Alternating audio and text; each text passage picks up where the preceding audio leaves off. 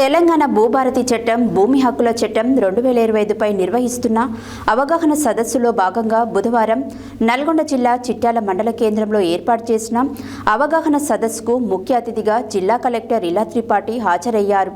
ఈ సందర్భంగా ఆమె మాట్లాడారు. తెలంగాణ భూభారతి చట్టం, భూమి హక్కుల చట్టం 2025పై నిర్వహిస్తున్న అవగాహన సదస్సులో భాగంగా బుధవారం నల్గొండ జిల్లా చిట్యాల మండల కేంద్రంలో ఏర్పాటు చేసిన అవగాహన సదస్సుకు ముఖ్య అతిథిగా జిల్లా కలెక్టర్ ఇలా త్రిపాఠి హాజరయ్యారు.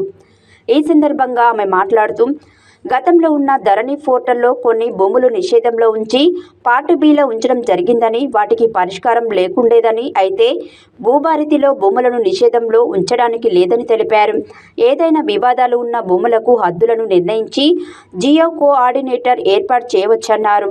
భూములకు సంబంధించిన వివరాలు ఆన్లైన్లో ఉంటాయని, రైతులకు ఆధార్ కార్డుల మాదిరిగానే భూధార్ కార్డు ఇవ్వడం జరుగుతుందని, దీని ఆధారంగా భూముల వివరాలను ఎక్కడి నుండైనా తెలుసుకోవచ్చని అన్నారు. ఒక రైతు భూమిని కొనే ముందు ఆన్లైన్లో పూర్తి వివరాలు తెలుసుకున్న తర్వాత ఎలాంటి భయం లేకుండా భూములను కొనుగోలు చేయవచ్చన్నారు.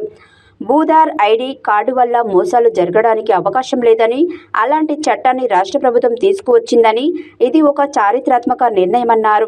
ఈ కార్యక్రమంలో నల్గొండ ఆర్డీఓ అశోక్ రెడ్డి, తహసీల్దార్ కృష్ణ, మాజీ మున్సిపల్ చైర్మన్ చిన్న వెంకటరెడ్డి, ప్రాథమిక వ్యవసాయ సహకార సంఘం అధ్యక్షుడు రఘుకుమార్ రెడ్డి, రైతులు, రామచంద్రారెడ్డి తదితరులు పాల్గొన్నారు.